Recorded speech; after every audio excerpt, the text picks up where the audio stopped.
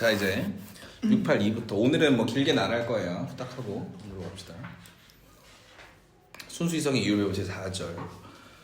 단적으로 해결될 수 있는 순수이성의 초월적 과제들에 대하여 모든 과제를 해결하고자 하고 모든 물음에 대답하고자 하는 것은 뻔뻔스러운 호언장담이겠고 그 때문에 그것은 모든 신용을 곧장 잃어버릴 수밖에 없을 만큼 상괴를 벗어난 자만일 터이다.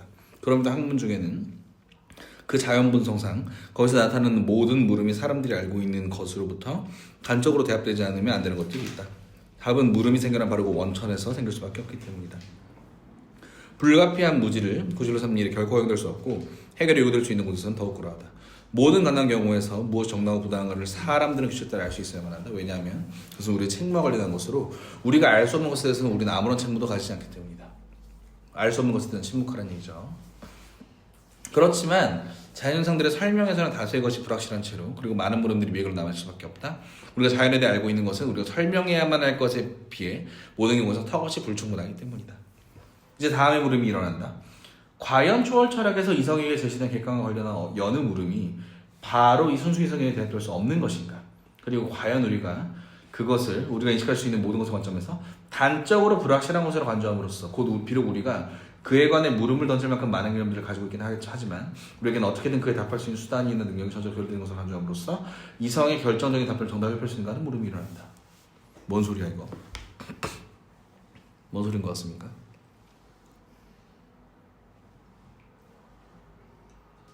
자연현상은 불충분해.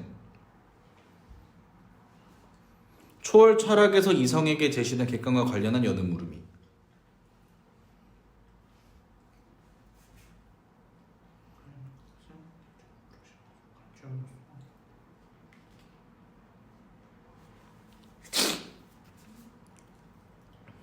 다들 얼었어요.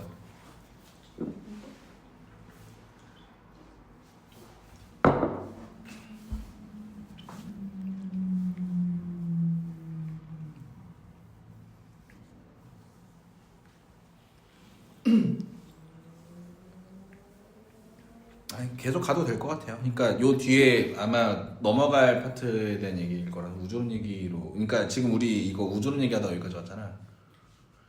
그러니까 어쨌든 자연 철학 레벨에서는 대답해야 될 거가 이성한테 생길 거야. 전부 알 수 있다고 말하는 거는 되게 어려운 일인데 어쨌든 질문을 던져볼 필요가 있다는 그런 얘기처럼 보이거든요. 저는. 이게 핵심인가요? 뒤에? 결국에는 그 질문을 던지는 그 개념 자체가 이 안에 들어와 있다 약간 이런 말 아니에요? 뭐 그럴 수 있겠죠. 그러니까 일단 앞에 뉘앙스는 근데 제가 멈춘 이유는 그 이제 알 수 없는 거랑 알 수 있는 거를 자꾸 구분하려고 하잖아요, 이 사람이. 근데 알 수 없는 거에 대해서 대답할 수 없는 건 너무 맞는데 이 이성과 초월 철학의 관계에서 질문이 던져져야 할 것이 있다 뭐 이렇게 얘기하고 있는 거라는 얘기예요. 바로 앞에 뭐 알 수 없는 거에 대한 얘기를 제가 열심히 했지만 그렇게 읽히나요, 차웅님? 아니, 저는 그 심리에 대한 얘기인지 모르겠네요. 그래요? 근데 여기까지만 읽으면 되게 좀 호모주의적인 얘기를 하는 것 같아가지고. 그럼 일단 좀 계속 가볼까요? 네. 이제 나는 주장하거니와 초월 철학은 모든 사면적 중에도 다음과 같은 특성을 가지고 있다. 곧 순수 이성에게 주어지는 대상과 관련한 어떤 물음이라도 결코 불가해하지 않다는 것. 불가해하지 않다는 것. 그리고 피할 수 없는 무지.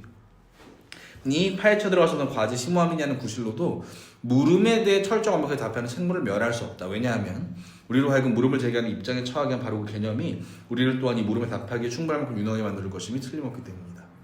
정당한가 부정한가 그렇다. 이런 세상은 그 개념 밖에서는 전혀 맞춰지는 것이 아니니 말이다. 그러나 초월 철학에서 그 물음에 대해 우리가 정당하게 그 대상의 성질이거나 만족도를 요구할 수 있는 것은 다름 아닌 우주론적 물음들 뿐이다.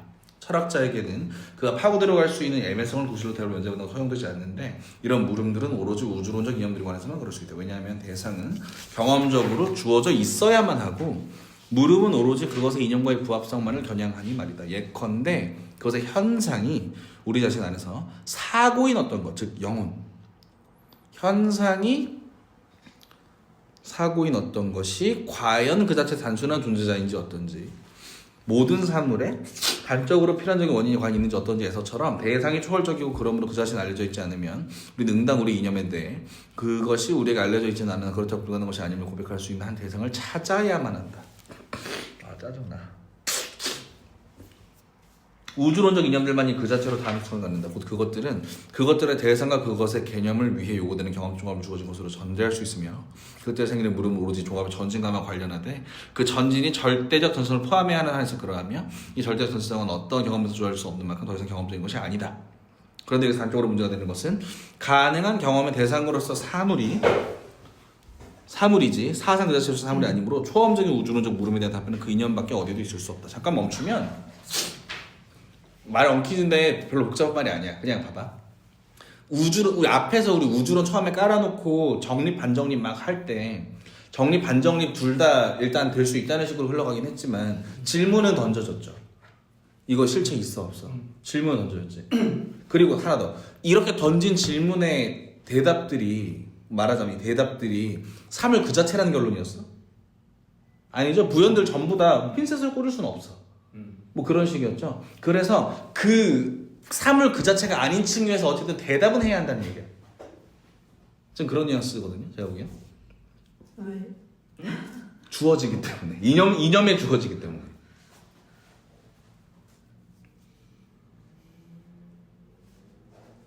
사물이지 사상 그 자체로서의 사물이 아니므로 초험적인 우주론적 물음에 대한 답변은 그 이념 밖에 어디에도 있을 수 없다.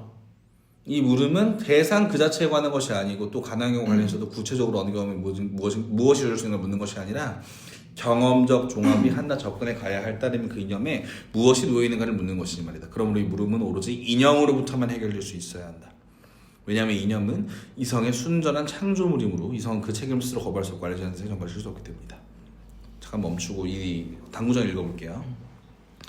비록 초월적 대상이 어떤 성질을 갖고 있는가 곧 그것이 무엇인가라는 물음에 대해서는 아무런 답도 줄 수 없지만 능히 이런 물음 자체가 아무것도 아니라는 답은 줄 수 있다. 이런 물음의 대상은 주어져 있지 않으니 말이다. 그래서 초월적 영혼론의 모든 물음들은 대답될 수 있고 실제로 대답되었다. 왜냐하면 그것들은 모든 내적 현상들의 초월적 주체와 관련이 있는데 이 주체 자체는 현상이 아니고 그러므로 대상으로 주어져 있지 않으며 범주들 중 어느 것도 그렇지만 본래로 제기된 것은 이것이거니와 이것은 적용 조건을 발견하지 못하기 때문이다. 그러므로 이 경우가 답이 없다는 것도 답이라는 통상적 표현이 타당한 그런 경우다. 곧 전적으로 우리에게 주어질 수 있는 대상의 권역 밖에 놓이는 것이기 때문에 일정한 수레의 사고될 수 없는 성질을 묻는 물음은 전적으로 무의미하고 공허한 것이다. 그러니까 봐봐요. 2절의 제목이 뭐야? 단적으로 해결될 수 있는 과제죠. 뭔 얘기가 하고 싶은 거야 이 사람은? 대답되지 않을 수밖에 없다는 대답이 필요하다는 얘기가 하고 싶겠죠? 약간 짜증나죠? 형님 스트레스 많이 받으신 것 같아요. 괜찮으세요? 그러니까 뭔가 이거를 알려고 하지만 이거는 절대 알 수 없고 하지만 이걸 바라보는 나의 이념은 나의 이념 안에 들어와 있기 때문에 여기에 대해서 뭔가를 말할 수 있다 이런 거. 그러니까 이 행위가 있으니까 이게 없다는 것까지는 대답할 수 있어야 한다는 얘기죠. 그러니까 저게 무엇인지 알 수 없다가 아니라 이념이 있으니까 이념 레벨에서는 저게 공허하다라는 얘기는 할 수 있다고. 물론 뒤에 공허하다고 할지 모르겠고 일단 그런데 맞죠? 경호 연결도 안 되고 뭣도 없고 예를 들어 이율배만 나타나고 얘를 분리시키는 건가? 본질과 이념을 나의 관념이라고 해야 되나 이거는? 본질은 이미 대답될 수 없죠. 근데 내 이념은 생겼으니까. 그 앞에서 얘기한 그 이념에 대한 얘기를 하는 것 같긴 한데 지금 거기에 대한 무슨 가치평가를 하고 있는 것 같긴 한데 뭔 평가라고 하는지 모르겠네요. 우리 좀 멀리 왔는데 잠깐 멈춰볼까요? 이념이 뭡니까? 이념이란 무엇인가? 로 돌아갈까요? 이념이 뭐죠? 선언적으로 주어진 거? 비슷해. 이데잖아요. 이데잖아요. 뭐 굳이 이데아. 얘기하자면은 그 이성에 주어진 오브젝트가 이성에 주어졌을 때 그걸 이념의 형태라고 봐야 되지 않나요? 이데아랑 달라요. 이데아랑 많이 달라요. 이거는 같아. 그러니까 사물 그 자체가 이데아야. 굳이 고전 철학적으로 얘기하자면. 근데 칸트가 말하는 이데는 물 자체가 아니에요. 물 자체가 이데의 일부일 수는 있지. 물 자체가 있다는 환상 이런 게 이데일 수는 있죠. 그죠? 그러니까 경험적이지 않고 혹은 규정되지 않은 채로 생겨나는 이성의 개념화 작용 같은 걸 이데라고 부르고 있잖아 지금. 그지? 지성체들의 어떤 엮어진 어떤 결론들을 이데라고 부르고 있는 거고. 지금 여기서 얘기를 한마디로 요약하면 우주론적 질문들이 있습니다.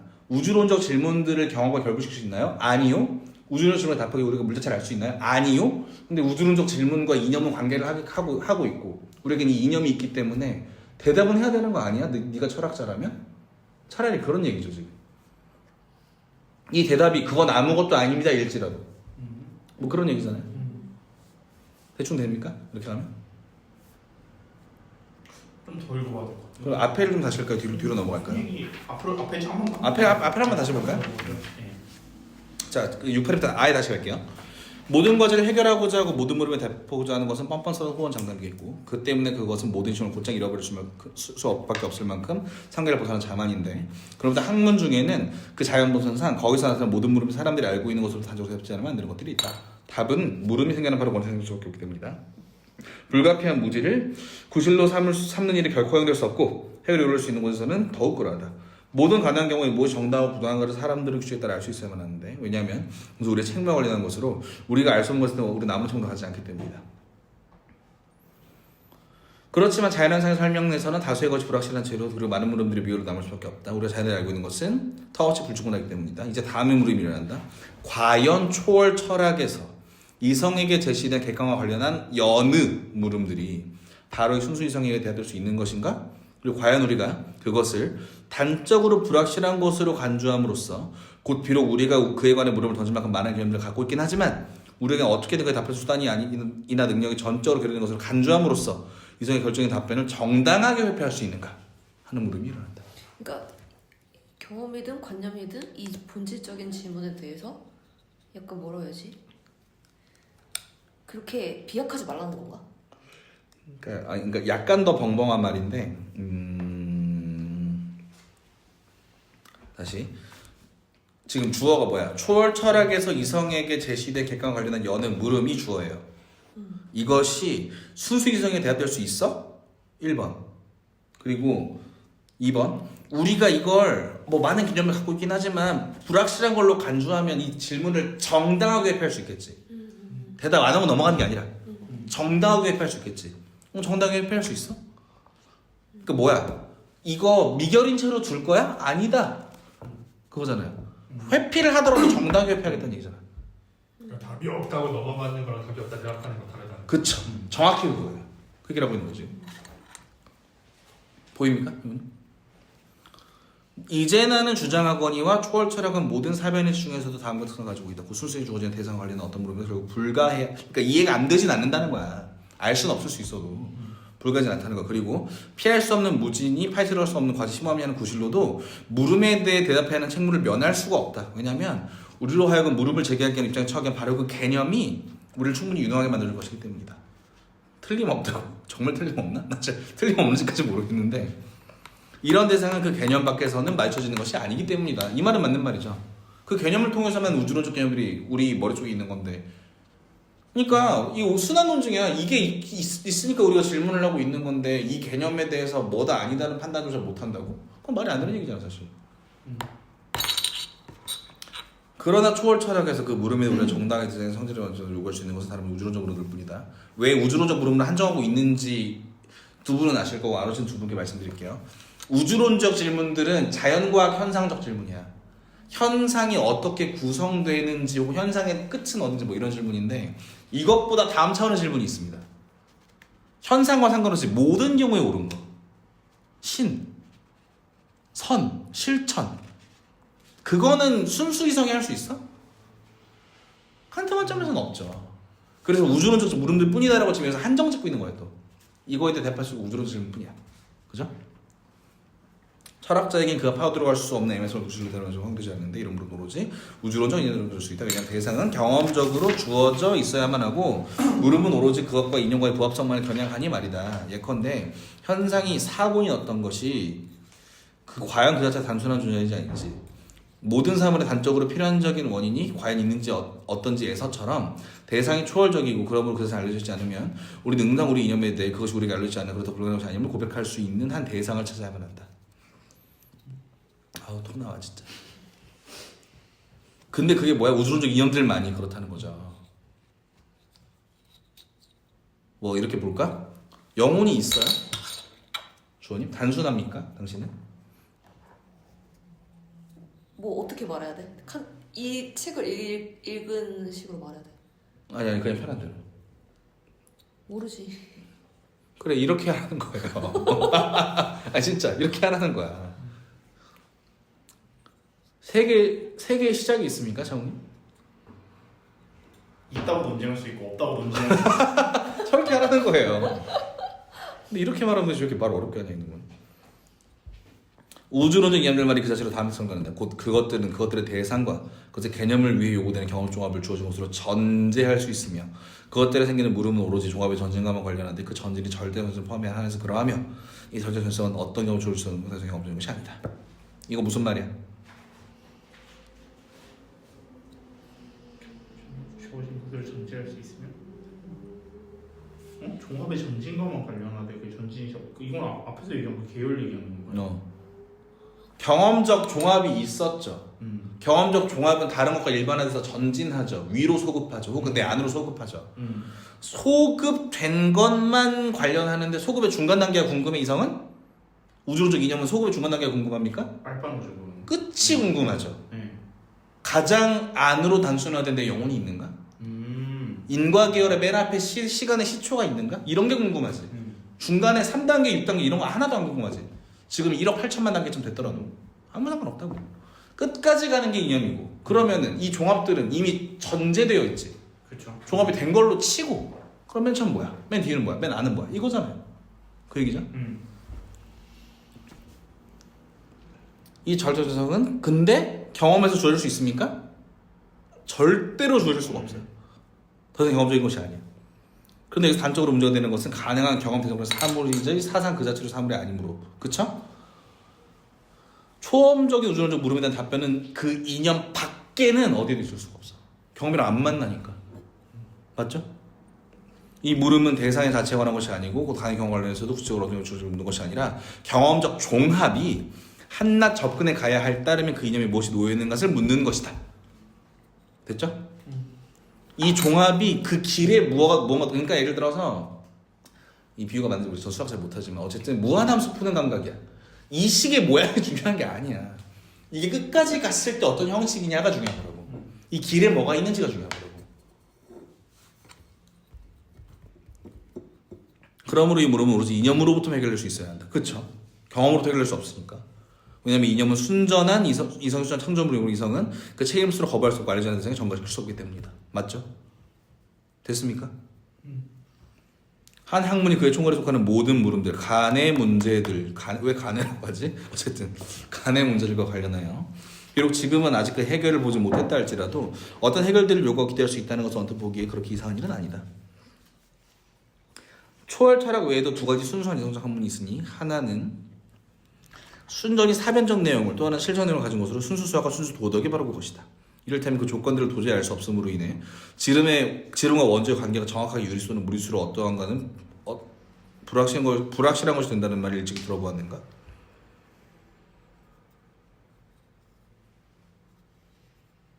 (3.14가) 유리수인가 무리수인가가 미결인가 봐요. 미결이었어요 이때. 끝이 안 나잖아. 끝이 안 나니까. 지금 이거는 유리수 또는 무리수 어떤 거 불확실한 것이 된다는 말을 일찍이 들어보는 건 이미 결론이 나 있다는 얘기 아니에요? 아니야. 그 다음 문제를 봐. 그 관계가 유리수에 도저히 적합될 줄 없는 데다가 무리수에 차지 않았기 때문에. 그래서 파이로 농쳐놨다는 거잖아요. 불가능함이 확실하게 인식됐다고 판단했다. 사람들은 저도 그것의 해결이 불가능함 확실하게 인식됐다고 판단했으면 아까 제가 처음에 했던 얘기죠. 원주율이 유리수인가 무리수인가 둘 다 논증 가능하기 때문에 불가능하다 해결이 이것까지는 대답을 했다고. 그런 대답을 해야 된다고 이념들에 대해서. 용준이 있었으면 좀 더 사과했으면. 그렇지. 용주님 이따 오신다는데 9시 넘어가. 내가 불렀어. 따서 줄까? 자, 전달 좀 해주시겠습니까? 아니다. 이게 빠르겠다. 자. 저 딱히 막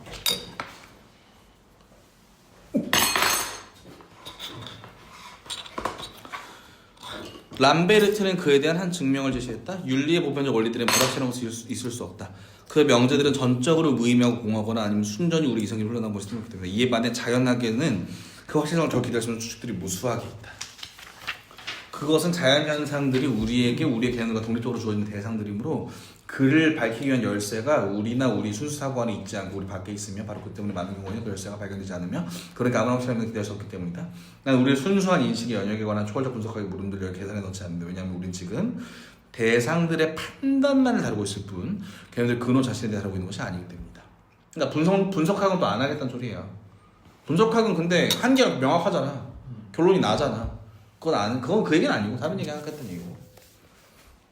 그러므로 우리 이성의 좁은 경계들에 대해 탄식함으로써 그리고 세계가 영혼으로부터 있는가 아니면 시작을 갖는가 우주가 존재로 무한히 채워지는가 아니면 일정하게 둘러싸여 있는가 세계는 무엇인가 단순한가 모든 것이 무한히 벌릴 수가 없는가 자유롭게 얻은 산출 생산인가는 모든 것이 질서의 연쇄에 매여 있는가 이 네 개가 모두 아까 우리 앞에서 본 이율배반들이었죠.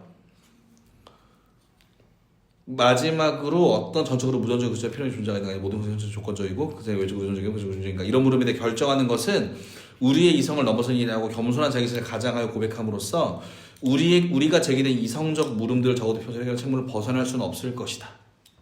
왜냐하면 이 모든 물음도 우리 생각과 어디도 주어질 수 없는 대상. 와 미친놈이다. 곧 현상들의 종합에 단적으로 무조건적 절선에 관한 것이 말이다. 엄청나지 않아요 지금 근데? 엄청난 말이야 이거. 무슨 말인지 알겠어? 세계에 시초가 있느냐 없느냐를 우리가 상식적으로 경험적으로 보거나 이런 건 불가능하지만 그지? 그거에 대해 대답을 할 수 없다라고 얘기하는 것만으로 이념의 책무가 안 끝난다고. 왜? 이념에서만 볼 수 있으니까. 실제로 경험을 보는 자연학으로 해결할 수 있는 문제가 아니잖아요. 앞에서 좀만 더 보면 안 돼요? 그럼으로 여기부터. 아 네네네네. 약간 이해가 안 돼가지고 생각부터. 제가 계속 읽을게요. 왜냐하면 이 모든 물은 세상이 없기 때문이다.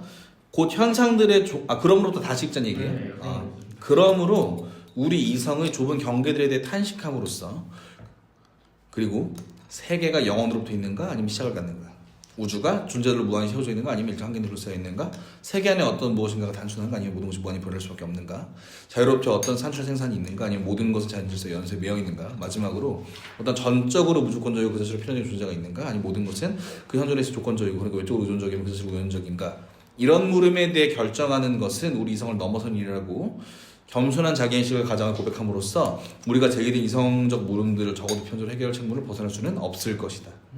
왜냐하면 이 모든 물음들은 우리 생각과 어디도 주어질 수 없는 대상 곧 현상들의 종합의 단적으로 무조건 전성에 관한 것이니 말이다. 그리고 이런 것에 관해 우리 자신의 개념으로부터 아무런 확실한 것도 말할 수 없고 결정할 수 없다고 해서 그 탓을 우리 자신이 숨기고 있는 사상에 돌려서는 안 된다. 왜냐하면 그러한 사상은 우리에게 결코 주어질 수가 없고 그러니까 경험적일 수가 없고 오히려 그 원인을 우리 관념 안에 찾아야만 하는데 그 관념 인증 아무런 해결도 허용하지 않는 그러므로 우리 고집스레 마치 그것을 현실 세상에 대응하는 것처럼 가져가는 그런 문제거리니 말이다. 우리 개념 자신의 놓여있는 변제성을 분명히 밝혀낸다면 그것이 이내 우리가 이런 물음에 관해서 판단하지 않으면 안 될 것에 대해 완전한 확신을 줄 것이다. 멈출게요. 이해됩니까? 그러니까 앞에서 그 모른다랑 답을 하는 게 다르다고 했고, 근데 답이 없다고 말하는 것에서도 부족하다는 말이잖아요. 그러니까 비슷한데, 그러니까 약간 이렇게 할게요. 오히려 원주율 얘기가 좀 더 정확한데 무리수냐 유리수냐는 질문을 수학 안에서 할 수 있잖아. 할 수 있지. 근데 어느 것도 적합하지 않다는 결론이 나왔지. 그러니까 유리수냐 무리수냐는 사실은 중요하지 않아. 그 수학책 안에서 그 질문은 부적합한 질문이요라는 확실한 결론이 났지.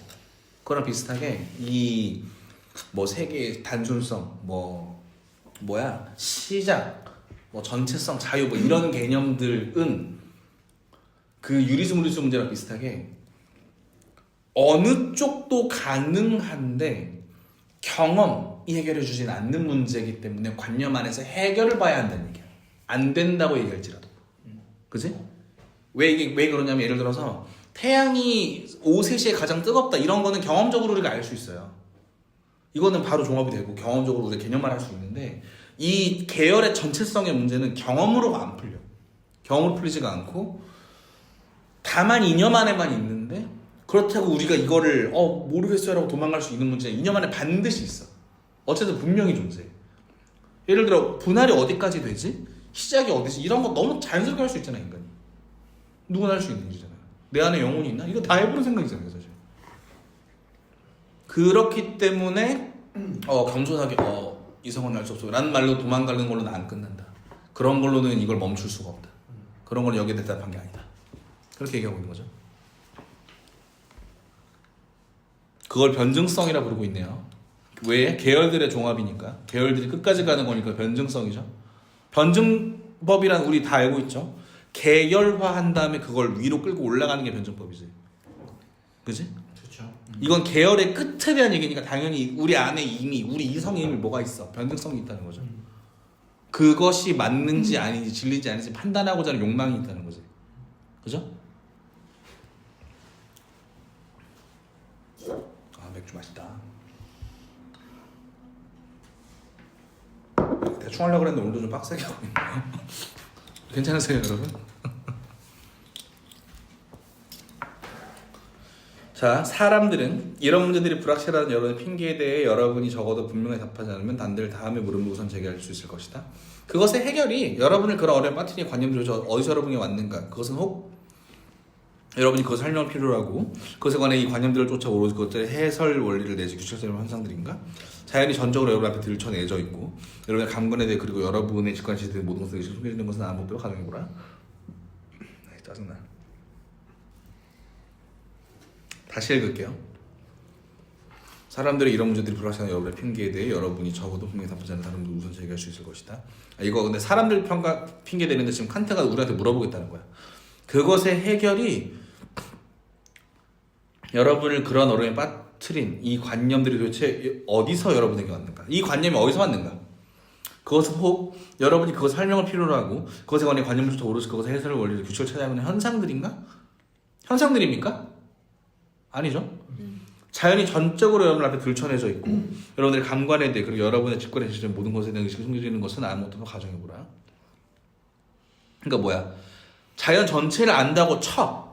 그렇게 해도 여러분은 어떤 경험에 의해서도 여러분은 관념의 대상을 구속으로 인식할 수 없을 것이고, 그쵸? 이를 위해서는 완벽한 시간 외에도 완전한 종합과 절차적인 의식이 필요한데 이러한 것은 경험적 인식에서 전혀 가능하지 않으니 말이다. 멈춰봐. 야, 세상에 자연의 모든 비밀문들이 열려있다고 쳐봐. 이 절대성에 대해 우리가 답할 방법이 있어요? 약간 수학 논쟁 같은 느낌도 있는데 이거. 안 돼, 들어봐. 네. 층위가 다르다는 얘기야 이거는. 인간 인식이 자연들에 대응하는 한, 예를 들어 내가 1일 시간과 1억 8천만의 그 모든 시간 계열 위치에 동시에 존재하지 않는 한 대답할 방법이 없잖아요 이거는. 시초가 있었다는 말을 어떻게 가능할 수 있어? 아니 그러니까 자연 법칙 같은 게 막 열려가지고 빅뱅 이전에 뭐 그런 법칙이 막 있다고 쳐봐. 지금 21세기, 18세기, 17세기보다 훨씬 발달 많이 했지. 자연 많이 알고 있지. 근데도 이 질문은 해결이 안 돼요. 왜? 층위가 달라. 인간 존재로서 가능한 영역이 애초에 아니야. 근데 인간이 욕망을 갖고 있어요. 그 얘기를 하고 있는 거잖아 지금. 이를 위해 이런 완벽한 직관 외에도 완전한 종합과 그것들의 절대 전체적인 의식이 필요한데 이런 것은 어떤 경험적 인식에 의해서는 전혀 가능하지 않으니 말이다. 그러니까 여러분의 물음은 결국 어떤 나타나는 현상의 설명을 위해 필요적인 것일 수가 없으며 그러니까 말하자면 대상 자신에 부과된 거칠 수가 없다. 대상의 바깥의 물자체 이데아를 통해 우리한테 촉발된 무언가야 이게? 아니에요. 그럴 수가 없고 우리 안에 어떤 이념이 쪼물쪼물하고 있는 거라고. 무릇 그러한 관념의 대상은 결코 여러분이 나타날 수 없습니다. 왜냐하면 그런 대상은 어떤 영향을 줄 수 없습니다. 여러분은 모든 가능한 제약들과 함께 시간상에서든 공간상에서든 언제나 조건들에 묶여 있으며 여러분은 어떤 무조건적인 것의 종합이 어떤 절대 시작에 설정될 수 있는지 아니면 아무런 시작 없이 계열의 절대 정치상에 설정이 있는지를 결정하기 위해 어떤 무조건적인 것에 이르지 않는다. 그러나 경험적 의미 전체는 항상 오직 비교적에 따릅니다. 현존적 일반의 크기의 절대적 전체고 분할의 절대적 전체, 유의 절대적 전체, 조건의 절대적 전체는 과연 그것이 유한한 종합에 의해 또는 무한히 전진한 종합에 의해 설정될 수 있는 모든 물음과 함께 가능한 경우와는 조금도 관계가 없다. 예컨대 여러분이 한 물체가 단순한 부분들로 이루어져 있다고 가정하면 철두철미 항상 합성물로 이루어져 있다고 가정하건 여러분 그것의 현상을 조금이라도 설명할 수 있다거나 오직 다르게 설명할 수 있는 것이 아니다. 왜냐하면 여러분 앞에 단순한 현상이건 뭔 앞서는 결코 나타날 수가 없기 때문이다. 맞지? 맞는 얘기잖아요. 현상들은 오로지 설명되기를 요구하지만 어디까지나 그 설명 조건들이 지각 중에 주어진 한에서 그렇다. 그러나 언젠가 지각이 주어질 줄 모르는 모든 것은 하나의 절대적 존재로 합쳐진다면 그 자신 지각이 아니다. 그러나 이 전체는 본래 그 설명이 초월적 이성과제들의 요구되는 바로 그것이다. 그쵸? 이해되죠? 드러났으면 이미 절대가 아니고 절대면 지각이 될 리가 없고, 근데 문제는 이 절대가 초월적 이성과제가 요구하는 거야. 됐다. 대답이 됐죠 이제? 도망 안 갔죠? 개소리라고. 개소리라고. 안 된다고. 근데 그게 우리가 몰라서 안 되는 게 아니라 승의가 다르다고. 인간 이성이 여기에 만족스럽게 답할 방법이 애초에 없다. 되죠? 그러므로 이 과제들의 해결마저도 결국 경험에서 나타날 수 없으므로 여러분 이에 관해 대상에 무엇이 부과되어야만 하는가는 불확실하다고 말할 수 없다. 그치, 말할 수도 없죠.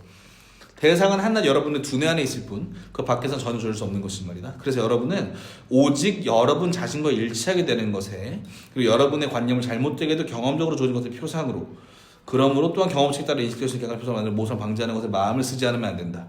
그러므로 교조주의적 해결은 가장 불확실한 것이 아니라 오히려 불가능한 것이다. 됐죠?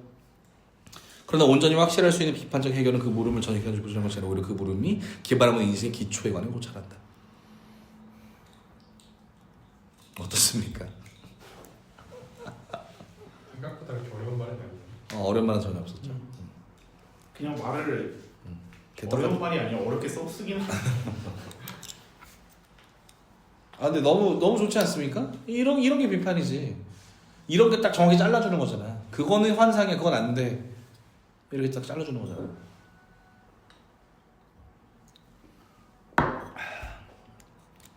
이랬는데 칸트가 관념 문제야? 칸트는 미친 경험론자예요. 가만 보고 있습니다.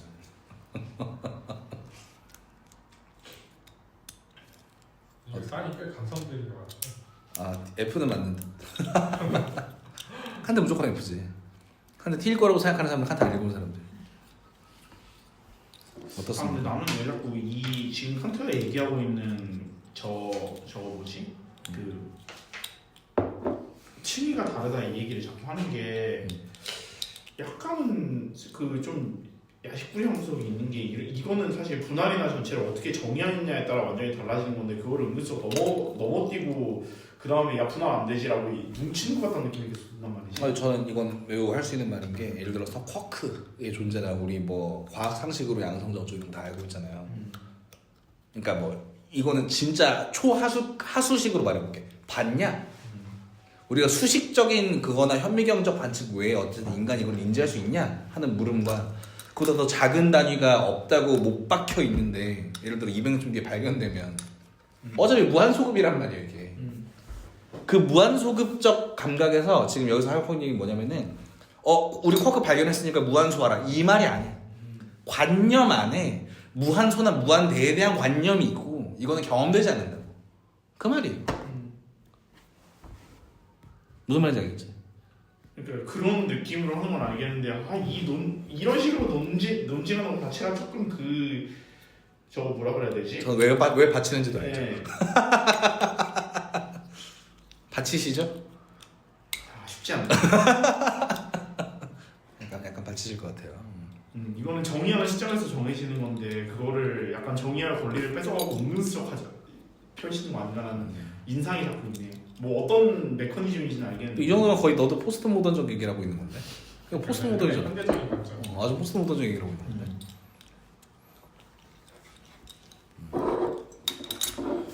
잠깐만. 5절, 6절, 7절,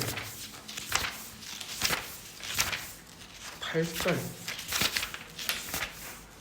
9절. 이 짓을 언제까지 하는 거야?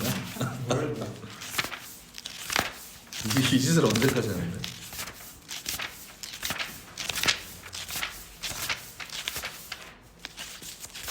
구절이 나는 상상한데.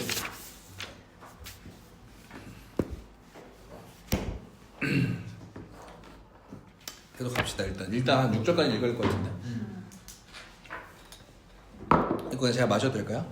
응.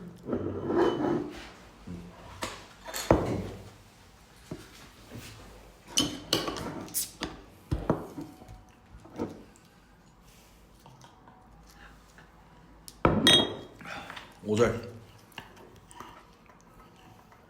우주론적 물음들의 회의적 표상. 답이 무엇이 되건 그것이 우리의 무지를 오직 더욱 증가시킬 뿐이고 우리를 하나의 알 수 없는 것에 또 다른 알 수 없는 것으로 하나의 애매한 또 다른 더욱 큰 애매함으로 그리고 어쩌면 심지어 모순 속으로 수락시킨 것으로 결말을 약속 우리가 미리 안다면 우리의 물음들에 교조주의로 답해주는 것을 보려는 요구는 우리는 기꺼이 단념할 것이다. 만약 우리의 물음이 한낱 긍정 또는 부정 겨냥에 제기된 것이라면 짐작가는 답변의 근거들을 한번 제쳐놓고 먼저 만약 그 답이 한쪽으로 추적된다면 사람은 대체 무엇을 얻을 것이며 만약 반대로 추적된다면 사람은 뭐를 공부히 생각해보는 것이 문제 현명이다. 아 이렇게 하겠다고? 좀 짜증나네요. 이제 두 경우 다 순전히 무의미한 것으로 전하게 되면 우리는 물음을 비판적으로 연구하여 혹시 그것이 근거 없는 전제에 기인한 것은 아닌지 그리고 하나의 관용을 위하고 있는 것이나 아닌지를 알아보야 하는 근거인 요구를 가지는 것이 된다. 와 진짜 개빡빡하다.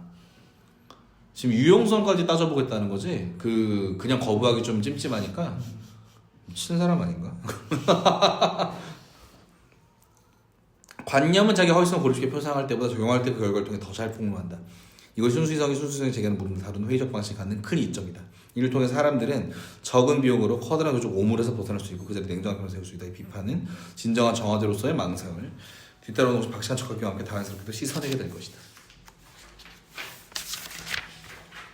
그래서 그래서 만약 내가 우주론적 이념에 관해 현상들의 배경적 종합에 무조건적인 어느 편에 서든 그것이 각각 이성 개념에 대해 너무 크거나 너무 작을 것임을 미래할 수 있다면 난 저 이념이 그럼에도 오직 경험성과 관계하고 경험은 가능한 이성세계에 적합해야 하므로 전설을 공유할 수밖에 없으면 이해하겠다. 내가 아무리 그 이념의 대상을 맞추려보려 해도 대상이 그것에 맞지가 않으니 말이다. 이것이 진짜로 모든 세계 개념들에 해당하는 경우로서 이 세계 개념들은 바로 그 때문에 이성을 이것을 집착하는 한에서 불가피한 인류에 빠뜨린 것이다. 왜 그러한가?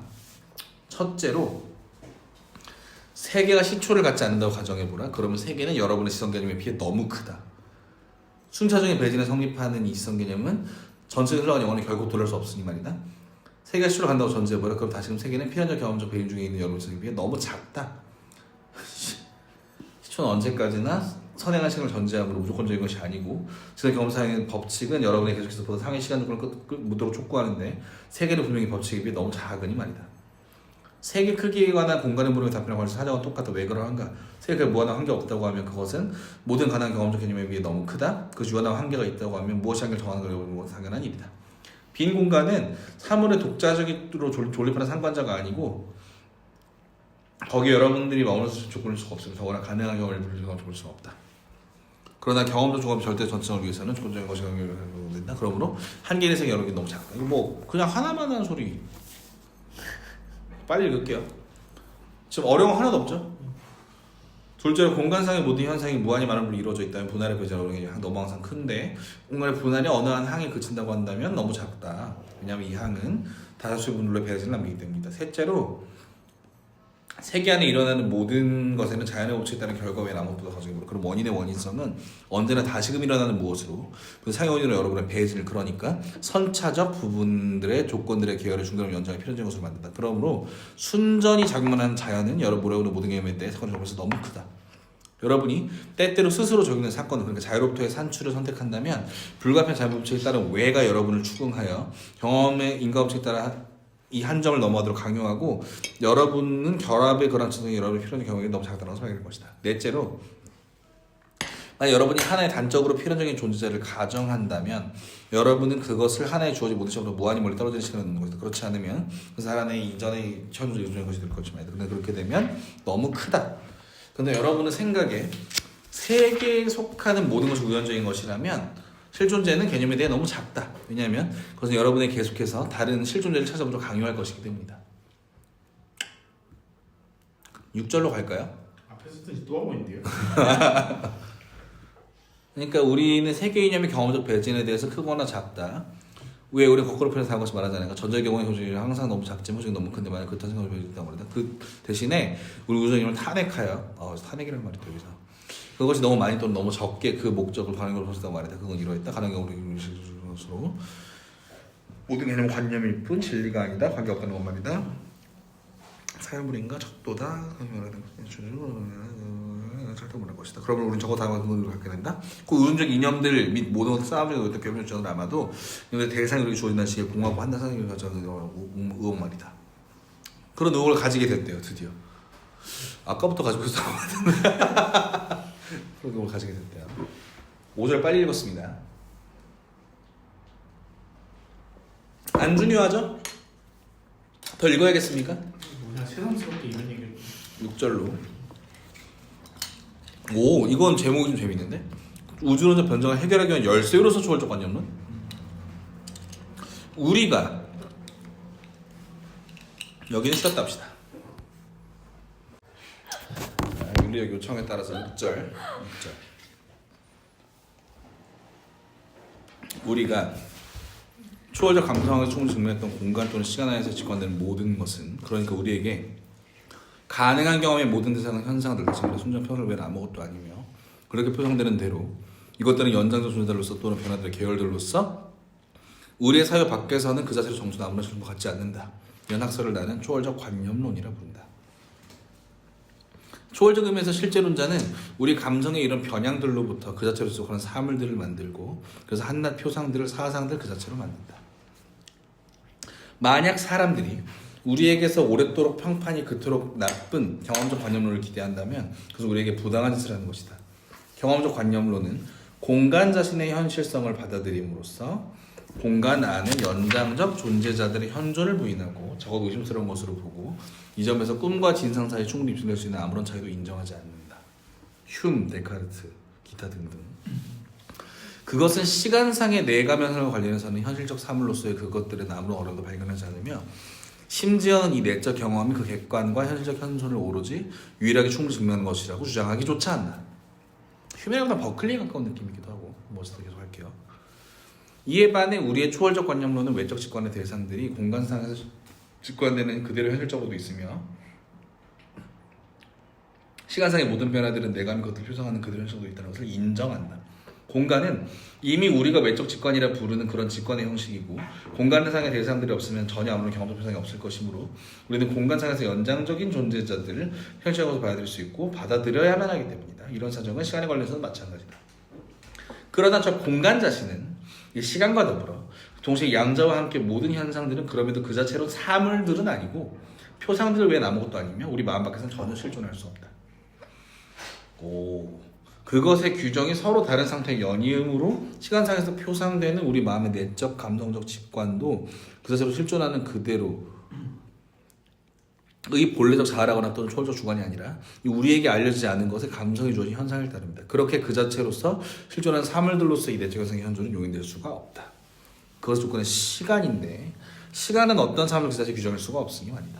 그러나 공간과 시간상에서 현상들의 경험실이 충분하게 확보되어 있고 꿈과의 유사성도 만약 양자 경험적 법칙에 따라 경험에서 올바르게 경험되기 때문에 충분히 구별되어 있다. 그에 따라 경험적 대상들은 결코 그 자체로 주어져 있지 않고 오직 경험 중에서 주어져 있으며 경험 밖에서 실존하지 않는다. 달에 사는 사람이 있을 수 있다는 것은 비록 그들을 어느 누구도 일찍이 지각하지 못했더라도 물론 인정되어야만 한다.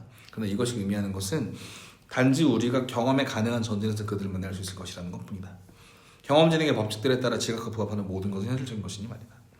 그러므로 만약 그들이 나의 현실적 의식과 경험적으로 연관되어 있다면 그들이 현실적인 것이다. 비록 그렇다고 해서 그것들이 자체로 다시 말해 경험의 전진 밖에 현실적으로 있는 것은 아니지만 말이다. 어렵지만 이런 일 계속해요. 그죠? 경험 밖에 뭐가 있다라고 믿고 싶겠지만 그게 사실은 현실성의 조건이 아니라는 얘기예요. 내가 가진 게 현실이에요.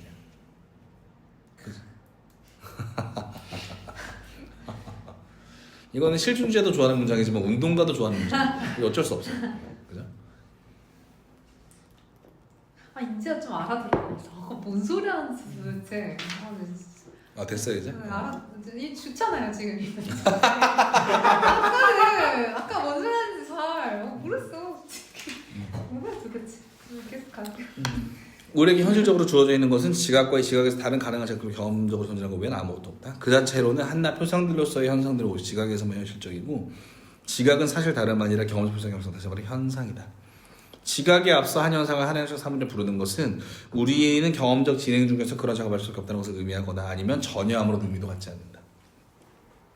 현상이 그 자체로 우리의 감관과 가능한 경험과 관계적으로 실존한다는 것은 사물 그 자체가 화제라면 물론 말할 수 있겠다. 그러나 화제는 한낱 공간 시간 안의 현상이고 이 양자는 사물 그 자체의 규정들이 아니라 오직 우리 감성의 규정을 따릅니다. 야, 사물 그 자체의 규정이 아니에요. 왜? 사물들 그 자체는 경험될 수가 없고 개념이 갖다 박힐 수도 없고, 그죠? 그래서 그것들 안에 있는 것은 그 자체로 무엇인 것이 아니라 한낱 표상들이며 만약 우리에게 주어지지 않는다면 도무지 어디서도 만날 수 없는 것이다. 감성적 직관 능력은 본래 오직 어떤 방식으로 표현을 관계 촉발되어지는 수용성을 따르므로 표현들의 상호 관계는 우리 감성의 순정한 형식들이 공간시간의 순수 직관이고 그것들은 이 관계에서 경험 통일의 법칙에 따라 연결되어 이루어진다면서 대응들이 걸어진다. 이거 분석론을 지금 리뷰하고 있네요. 다시 너무 이제 편안하죠. 여기 이런 내용은 완전 편안하지 이제. 이 표상들의 비감성적 원인은 우리에게 전적으로 알려져 있지 않고 그래서 우리는 이걸 객관으로 직관할 수 없다. 왜냐하면 그러한 대상은 공간에서도 시간에서 표상되어서는 안 될 것인데 그런 조건들 없이 우리는 전혀 아무 시간 생각할 수 없기 때문에 그런데 우리 현상들 일반의 한낱 예적 원인을 초월적 객관이라 부를 수 있는데 그것은 순전히 우리가 수용성의 감정에 대응하는 것을 갖기 위해서이다. 이 초월적 객관에게 우리는 우리의 가능한 책들의 모든 범위와 연관을 기속시킬 수 있고 그것은 모든 경험을 마스크에서 찾아줬다고 말할 수 있다. 이 초월적 객관이 뭡니까? 물 자체겠죠. 그런 게 있어야 뭔가 촉발될 것이니까라는 말을 하고 있는 거잖아. 그런데 현상들은 그것에 맞춰 자체로가 아니라 오직 이 경험 중에서만 주어져 있고 그 수정한 표상들이고 수정한 표상들 오직 지각들로서 경험 통일의 규칙에 따라 연관될 때 하나의 현실 대상을 지시하는 말이다. 이래 사람들은 다음 것을 알 수 있다. 지나간 시간의 현실적 사물들은 경험의 초월적 대상에 주어져 있는 것이다. 그러나 그것들은 나에 대해서만 대상들을 따름이고 지나간 시간에서 현실적인 것이다. 그쵸? 경험의 초월적 대상이죠. 내가 지금 경험하고 있는 것의 초월적 대상이죠. 근데 그 지나간 시간에서는 현실이었죠. 내가 가능한 지각들의 배진적 계열이 역사든 원인과 결과든 그 경험적 법칙들에 따라 한마디로 세계 행정, 이 행정 뭐야? 행동을 정한다고요. 세계 행정이 현재적 시간의 조건인 흘러간 시간 계열을 이른다고 표상한 한에서 그러하다. 그때에도 흘러간 시간 계열은 그 자체로가 아니라 가능한 경험의 연관성의 수반식으로 표상되고 그래서 태고로부터 나의 현존에 앞서 흘러온 모든 사건들은 역시 다름 아니라 현재적 지각에서 출발해서 이것을 시간상으로 규정한 조건으로 올라간 경험 연소의 연장 가능성을 의미하는 것이다. 멈춰. 됩니까? 뭔 말이에요 이거? 뭔 말이야?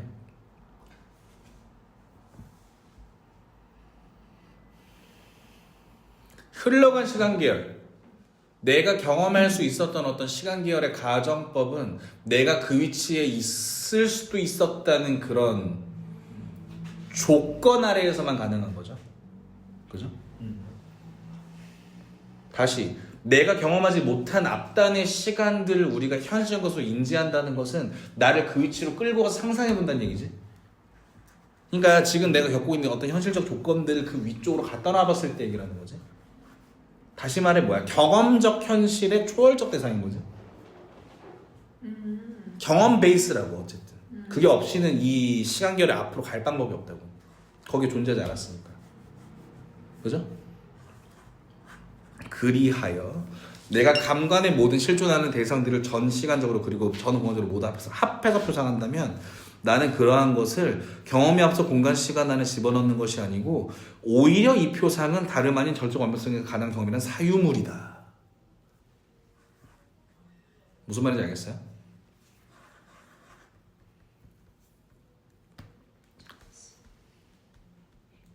되게 중요해요.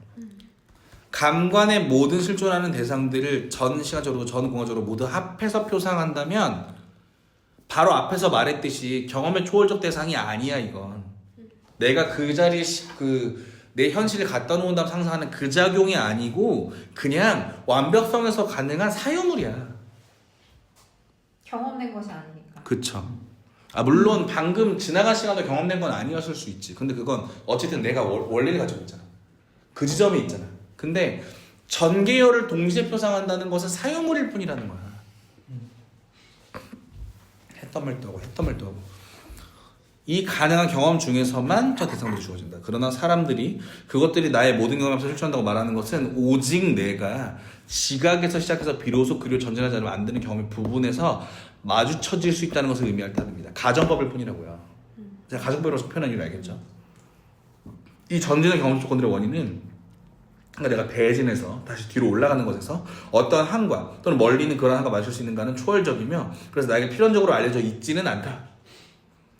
그러나 역시 문제가 되는 것은 이 원인이 아니라 오로지 거기에서 나에게 대상들, 곧 현상들 주어진 경험의 전진의 규칙들 뿐이다.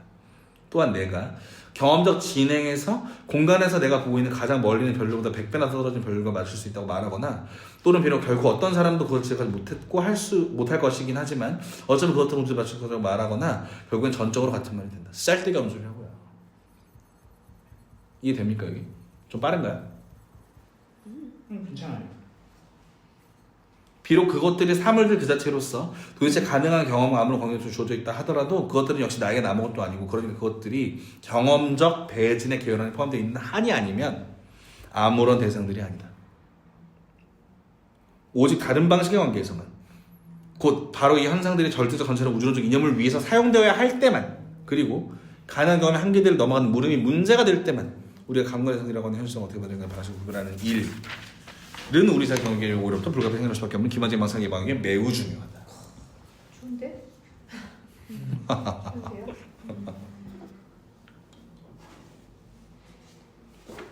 이 정도면 인간을 사랑한 겁니까 미워한 겁니까?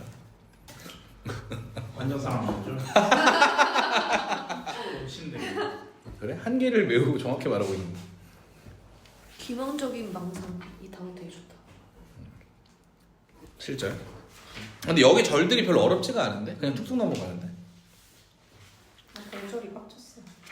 5절 다시 해요? 5절 말고 4절. 4절. 아니, 너무... 사절 다시 해요? 아니요, 저는 절대 그냥 가시죠. 이 못하신 것 같은데. 아니. 했다 쳐. 순수 이성의 전체 이율 배반은 다음과 같은 변적 논증들에 의거하고 있다. 곧 만약 조건적인 것이 주어져 있으면 그것의 모든 조건들의 전체 계열도 주어져 있다. 그런데 우리에게 감각의 상대 조건적인 것으로 주어져 있다. 따라서 뭐야? 다시 순수 이성의 전체 이율 배반은 다음과 같은 변적 논증들에 의거하고 있는다. 곧 만약 조건적인 것이 주어져 있다면 그것 모든 조건의 전체 계열도 주어져 있다. 그런데 우리에게 감각의 상대 조건적으로 이미 주어져 있다. 따라서 곧 이 이성 추리에 대해서는 아주 자연스럽고 명료한 것처럼 보이거니와 이성 추리를 통해 이제 현상들의 종합에서의 조건들의 상이함에 따라 이 조건들이 한 해의 계열을 이루는 한에서 같은 수만큼의 이념들이 도입되는데 이 우주론적 이념들이 계열의 절대성을 요청하고 바로 그로 인해 이성을 불가피하게 자기와의 상충에 빠뜨린다. 그러나 개별적 논제의 기만 요소를 들추는 앞서 우리는 여기서 나타나는 몇몇 계열 발전 규정으로서 그를 정비하지 않으면 안 되는 뭔 소리야 이거 잠깐만요. 기본적 요소를 뒤쳐내기 전에 몇 가지를 규정하고 넘어간다. 앞에 얘기. 조건이 있으면 조건의 계열도 있어. 그러니까 조건의 조건도 있어. 근데 우리에게는 이 감각 이상이 이미 조건으로 주어져 있어.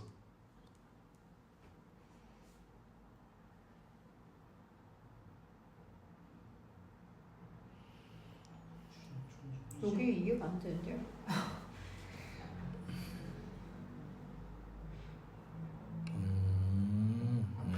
아니야 이 얘기다. 봐봐요잉 3단 논법인데 조건의 전체 그러니까 조건의 전체 계열이 있다고 쳐. 조건이 있다, 조건의 전체 계열이 있다. 그지? 내 감관 판단은 조건적인 것이죠. 그러면은 이 조건의 전체 계열들의 각각의 감관의 판단들은 가능하지. 그래서 이 같은 개수만큼의 이념들이 도입된다는 거죠. 그죠? 이 조건들의 개수만큼 이념들이 도입된다. 그리고 이 전체 계열들 때문에 우주론적 이념은 이 계열들의 전체성을 요청한다. 이해됩니까? 아니 조건의 개수만큼 계열들이 결정되고 그 다음에 그 계열 송체가 이제 이념이죠. 봐봐. A 조건. 이게 조건 A야. 나는 A 조건으로부터 이걸 인식했어요. B, C, D, E, F, D 이런 여러 조건들이 있을 거야. 이거 앞이든 뭐 뒤든 옆이든 상관없어. 조건에 여러 것들이 있겠지. 이 조건들마다 그럼 어떤 게 드러날 것인가를 나는 바로 상상할 수 있죠. 그죠? 이게 여기까지가 일단 도입된 이념이지.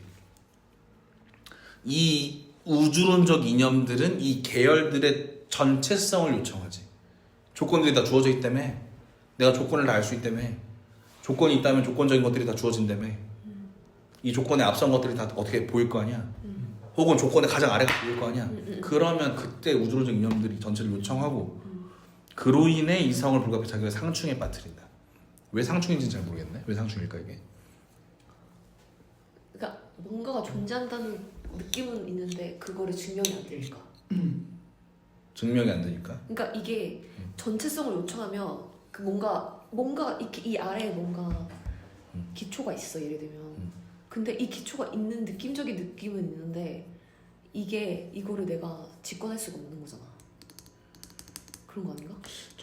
이게 왜냐면 앞에서 그 따라서 우는 여기 있잖아요. 우는 여기부터 보면 이성출이 되는 자연스럽게 명령어처럼 보이거니와 이성출이 이제 현상들의 종합에서 조건들의 상이함에 따라 이렇게 얘기하잖아요. 그런 거 있잖아요. 그러니까 기본적으로 조건들이 상이하게 있는데 여기에 대해서 소속되는 모든 계열을 상상한 다음에 그거를 다 총체로 묶어야 되기 때문에. 그러니까 자 안에 내부 상충이 존재한다. 그렇죠. 네. 일단 좋아요. 근데 이거 이 첫 문단을 지금 뒤에가 설명하는 것 같거든요. 뒷문단을 같이 읽으면서 봅시다. 맥주 개 맛있다. 우선 다음 명제는 명백하고 의심하고 확실하다. 곧 만약 조건적인 것이 주어진다면 바로 그로 인해 모든 조건들을 계열해서 그것에까지 이르는 배진은 부과되어 있다. 여러분 배진 전제 이제 안 헷갈리죠? 배진 전제는 알죠? A라는 귀결을 위해 A의 원인 인 A 다시 A 다시의 원인 A 다시 이런 것들이 쭉 있는 이걸 배진이라고 부르고 A의 결과인 B B의 결과인 C 이런 걸 그 전진이라 부르는 거예요 지금. 어쨌든 조건이 있다면 배진은 이미 부과되어 있고 조건적인 것이라는 개념은 이미 이런 사실을 수반하고 있어서 그로 인해 어떤 것은 하나의 조건과 그리고 만약 이것이 다시금 조건적인 것이라면 하나의 보다 먼 조건과 이런 식으로 계열의 전체상들을 통해 관계에 맺어져 있을 것이다. 그러니까 태초의 시작까지는 일단 모르겠고 이 결과의 앞의 조건까지는 우리가 알 수 있다는 얘기고, 그죠? 그러므로 이 명제는 분석적이고 초월적인 비판에 대한 모든 두려움으로부터 벗어나 있다. 이미 개념 자신에 부착되어 있는 한 개념이 그것의 조건들과 연결을 지성을 통해 추적하고 하나하나 하는 것은 이성의 논리적 요청이다. 더 나아가 조건적인 것 및 그것 조건이 사물들 그 자체라면 그리고 전자가 주어져 있다면 후자로의 배진은 한낱 부과되어 있는 것이 아니라 오히려 이것은 그것의 현실적으로 이미 주어져 있는 것이다.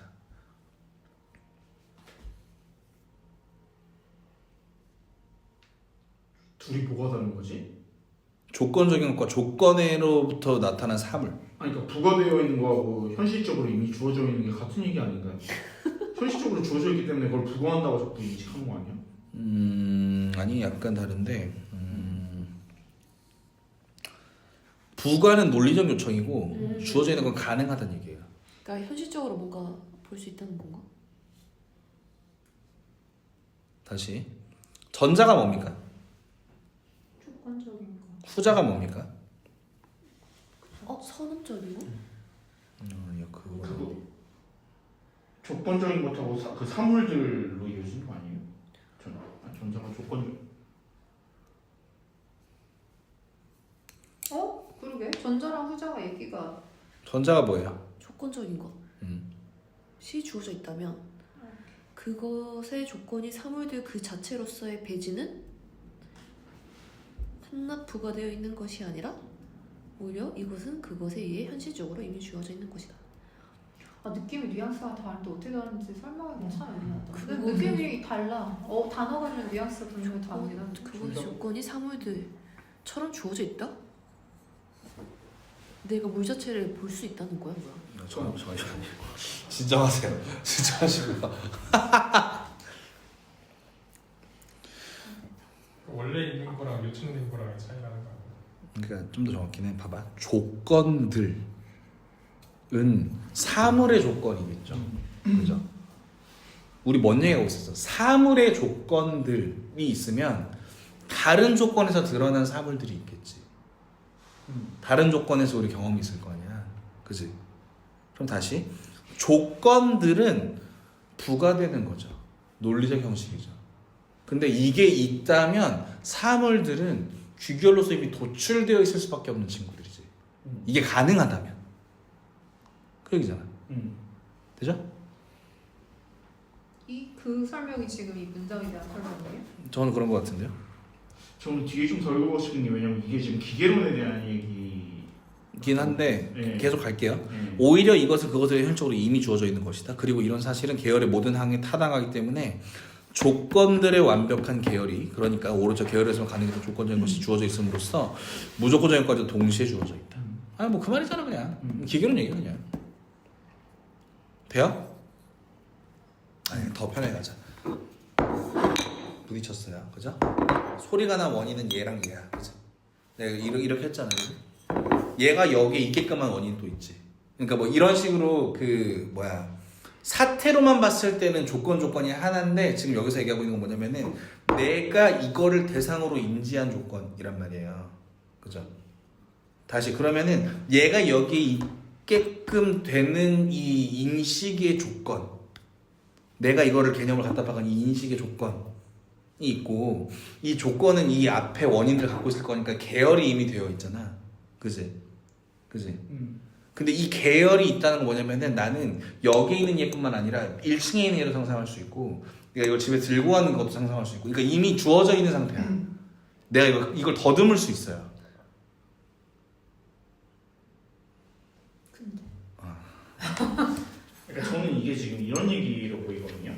그러니까 지금 앞에서 이제 기계론 얘기라는 게 현실적으로 주어져 있다라고 얘기를 하는 게 우리가 어떤 사물에 대해 운동이나 이런 거에 대해서 얘기를 할 때 모든 사물의 운동에는 거기에 해당하는 원인이 있어요. 근데 그거는 원인이 항상 주어져 있다라는 거고 반드시 원인과 결과로 이어져야 된다는 게 이게 기계론의 메커니즘이잖아요. 근데 원인이 있으면 반드시 결과가 있어야 된다는 건 부과되어 있는 건데 그게 아니라 현실적으로 원인하고 결과가 계속 이어져서 운동을 하긴 하는데 반드시 원인하고 결과는 추상적 개념들이 이어지는 이 필연성이 세계에 있는 건가라는 거에 대해서 답을 할 수 없다 이런 얘기처럼 보여요. 그거는 물음표인데 지금 네. 지금 여기 지금 관념 얘기하고 있으니까 제가 정확히 말씀드리면은 결국 하고 싶은 말이 뭐야? 조건이 있다는 건 무조건적인 게 주어져 있다는 거야. 이건 논리학적인 얘기예요. 그러니까 조건이 존재한다는 거는, 그러니까 조건들의 계열이 있다는 거는 봐봐, 조건이 있어. 다른 조건들도 있겠지. 조건의 계열들이 있어. 얘가 여기까지 오기로 한 배진들이 있을 거라고. 그지? 이 배진들이 있다는 것은 조건이 있으면 바로 무조건까지 갈 수 있다는 얘기잖아요. 그죠? 그쵸. 우리의 진리감수성 문제야. 진리감수성 문제. 무조건적인 것까지 그 배진이 가능하다는 얘기고, 배진이 가능하다는 얘기는 중간 과정의 현상화가 가능할 것 같다는 소리예요.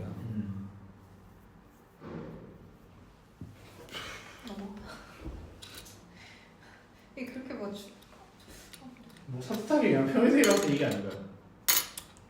산뜻은 한데 너무 산뜻해서 그러네.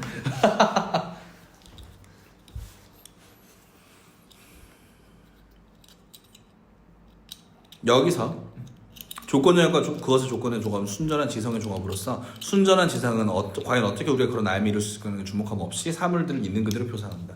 이에 반해 내가 순전한 표상들로서 전혀 주어져 있지 않은 현상들을 다루고 그것을 알매 이르지 못한 때는 나는 바로 똑같은 의미로 조건적인 것이 주어지면 그것을 위한 현상들인데 모든 조건으로 주어져 있다고 말할 수 없고, 그러니까 그것의 계열의 절대성을 결코 추리할 수 없다. 왜냐하면 현상들은 포착해서 그 자신 다름 아니라 공간시간의 경험 종합으로 오직 이것에서만 주어질 수 있기 때문이다. 이제 만약 조건적인 것이 주어졌다면 그것의 경험 조건을 이루는 종합도 그와 함께 주어지는 결론은 결코 나오지 않으며 이 종합은 비로소 배인 중에 생기고 배인 장소는 결코 생기지 않는다. 이 말이 하고 싶은 거거든요. 이 말은 오히려 이해되지. 오히려 이거는 나는 그러니까 앞에 가능하다는 소리는 논리학적 감수성적인 문제야. 가능해야 하는데 우리가 경험적 종합을 전제로 하면 이게 가능하지 않다는 얘기예요.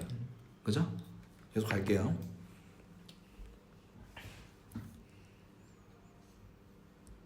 그러한 경우에 사람들은 능히 조건들로의 배진, 다시 말해 존재 경험적으로 지명되어 있고 또는 부과되어 있으며 그리고 배진에 주어지는 조건들이 없을 수 없다고 말할 수 있다.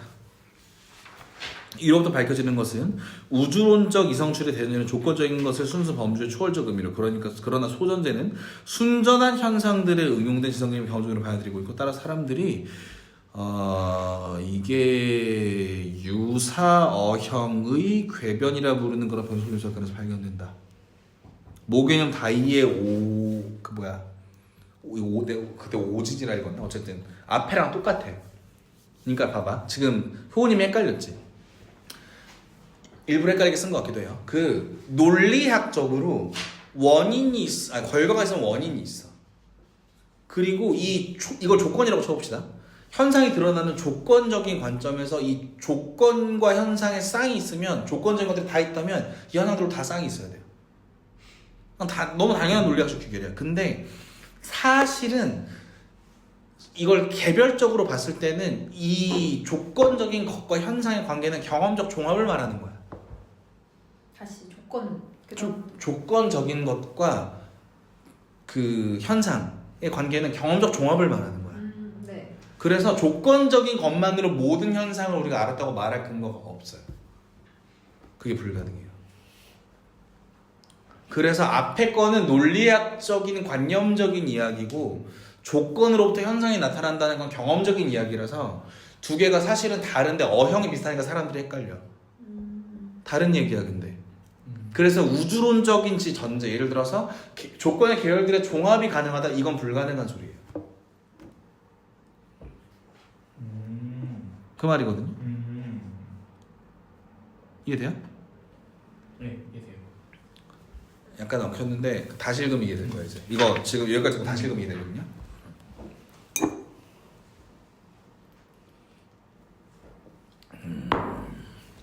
자, 698 두 번째 문단부터 읽습니다.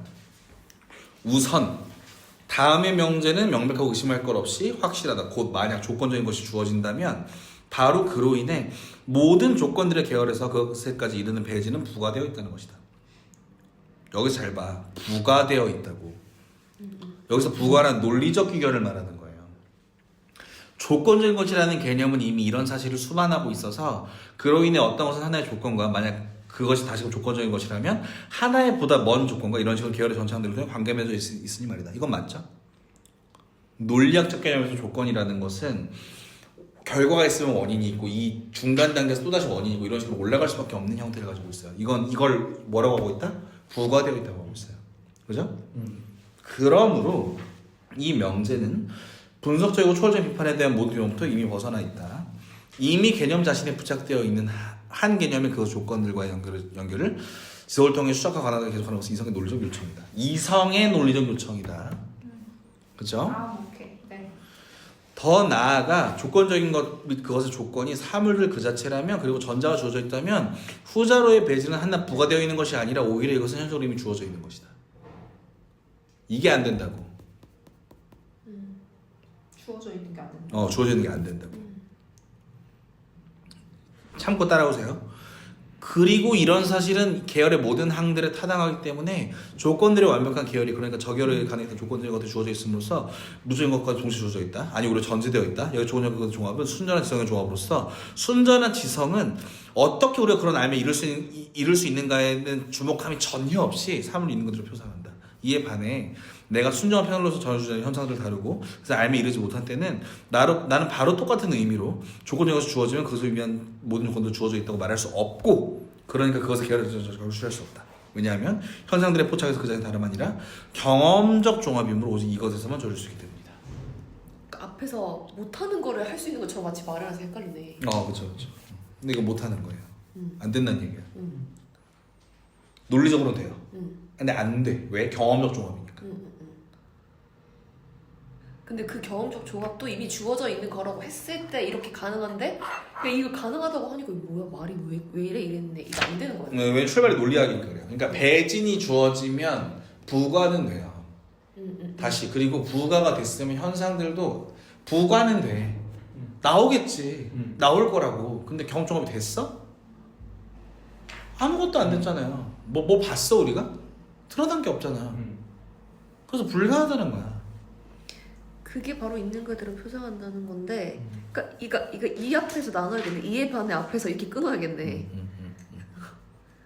근데 그렇게 표상한다는 것 자체가 뭐라고 해야 되지? 그냥 아까 있었는데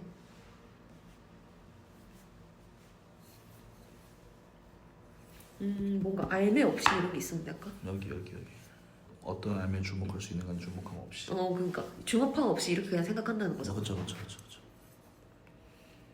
아니 나는 이게 왜 계속 이해가 안 되냐면은 아까 경찰님이 나한테 설명해 준 조건으로 계속 배진해서 가는 거잖아요.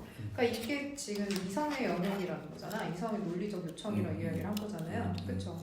그리고서 아까 그 전에 설명했던 조건이 있었을 때 그 조건에 의해서 현상이 나타난다는 이야기를 했잖아요. 그러니까 이거는 경험적 종합에 의한 거라 이야기를 했잖아. 그러면 나는 이게 계열이 다르다는 거 계속 이해를 하고 있단 말이야. 그 맞죠?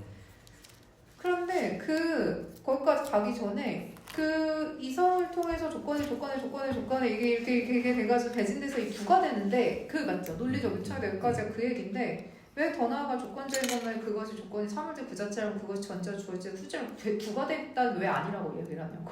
그러니까 이게 안 되는 건데 다 되는 것처럼. 저는 부가돼 있진 않다고 무슨 말이야?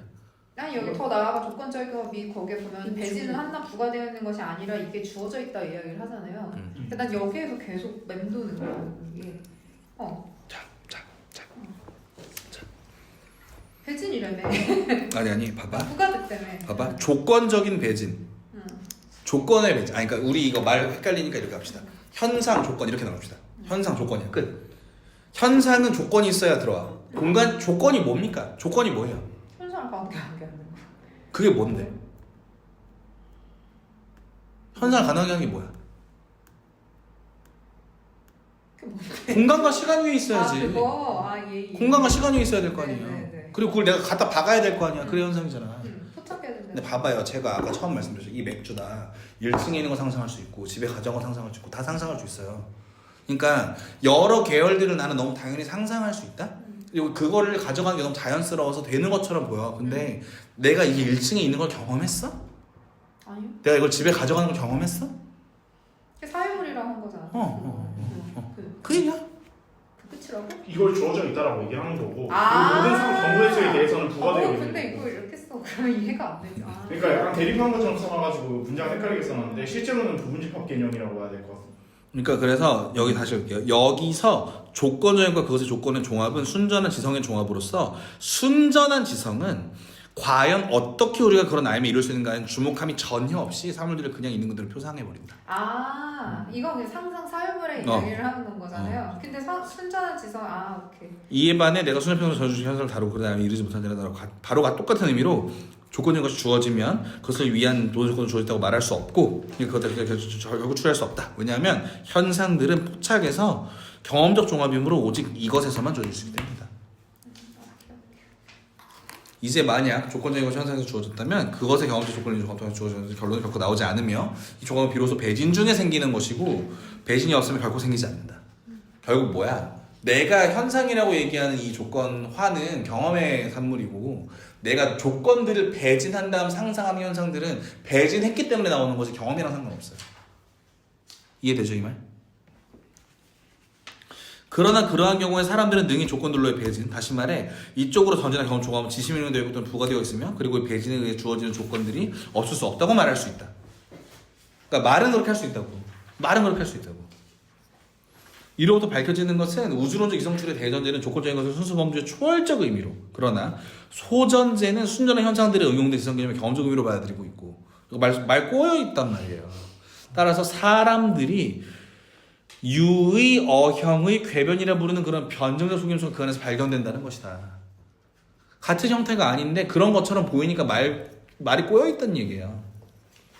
그러나 이 속임수는 조작된 것이 아니라 보통 이성이 갖는 자연스러운 착각이다. 이 착각으로 인해 우리는 만약 무엇인가가 조건적인 것으로 주어져 있으면 그 조건들과 그것의 기여를 말하자면 주시하지 않은 채 전제한다. 왜냐하면 이것들은 주어진 결론에 대한 완벽한 전제들을 가정하려는 논리적 요구이기 때문이다. 거기서는 조건적인 것과 그 조건들의 연결에 아무런 시간순서로 발견될 수 없다. 그것은 그 자체로 그치 시간 순서가 어디 있어? 내가 배진한 다음에 때리는 건데 내가 경험한 그 조건이 사실은 아닌데 그 자체로 동시에 것으로 주어져 있고 전제되어 있다. 자 정리합니다. 조건의 배진 가능합니다. 아까 말했죠. 조건이 뭐야? 여기서 현상의 조건은 사실은 경험적 데이터예요. 그죠? 그럼 배진된 것들이 이 현상의 조건들을 갖췄어요? 갖춘 적이 없어요. 근데 조건이라고 하니까 헷갈려. 그리고 우리는 이성을 너무 자연스럽게 가능할 것처럼 생각해. 이거 내가 집에 가져가는 거 가능한 상상이지. 겪어봤냐고. 안 겪어봤는데. 그래서 이 배진의 현상처럼 보이는 이 상상들은 동시다발적이야. 경험한 게 아니고 내가 이렇게 저렇게 짬뽕할 수 있어. 사유물이니까.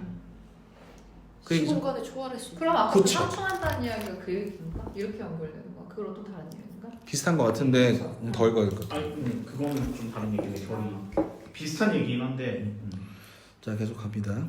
그래서 그것들은 진짜 동시적으로 주어져 있고 이게 이 말이에요. 그 동시적으로 주어져 버렸다고요. 전제되어 있다. 더 나아가 현상을 함축적으로 순전적으로 자연스럽다. 배전자에서 일어났던 것처럼 거기서 나는 그 아래서 대상을 조릴 수 있는 직관의 모든 조건들을 도외시했으니 말이다. 직관의 조건은 도외시했어요. 배진하느라 정신 팔려가지고. 그죠? 그러나 무릇 우린 여기서 개념들 일반에 주목할 만한 차이를 간과했던 것이다.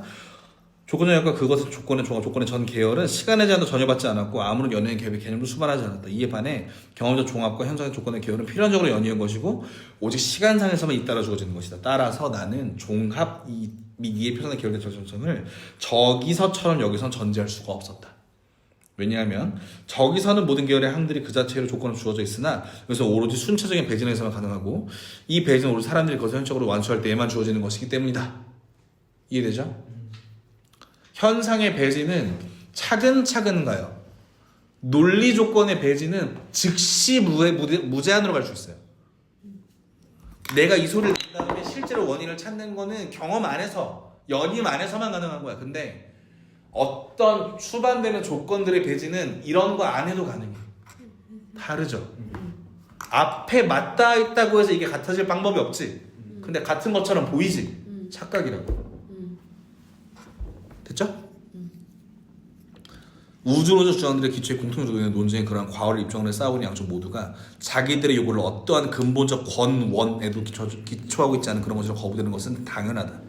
그러나 이것으로서 그들의 분쟁이 그리고 그들이 설복되었고 그들이 또는 그들 한쪽이 결론을 주장한 사태 자신 안에 비록 그가 그 사태의 유효한 증명거에 설지 몰랐다 하더라도 부담 가지고 다니면서 종식된 것은 아니다. 세계는 시초를 가지고 있다고 주장하는 한쪽과 세계는 시초를 가진 것이 아니라 오히려 영원부터 있다고 주장하는 다른 쪽 하나 정도 가질 수밖에 없다는 것보다 명백성 없는 것처럼 보인다. 그러나 사정이 이렇다면 그 명백성은 양쪽 편에서 똑같기 때문에 어느 쪽이 정답 찾아내는 건 불가능하고 그 싸움은 이성의 법정에서 양편에게 정수기 지냈음에도 불구하고 여전히 지속된다.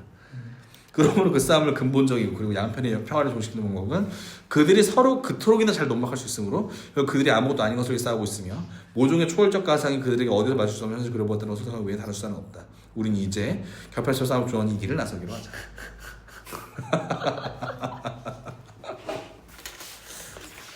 나서기 전에 화장실 가다가 아이 그만합시다 이제.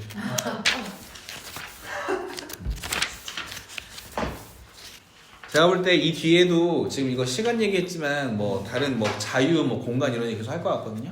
뭐 그런 흐름으로 간다는 걸 유념하시고 일단 오늘 여기까지 하겠습니다. 근데 왜 여기서 왜 해겔의 냄새가 나지? 당연히 나죠. 매우 나죠. 해결이 이거 보고 막 돌아쓴 책인데. 자 여기까지 하겠습니다. 고생하셨습니다. 고생하셨습니다.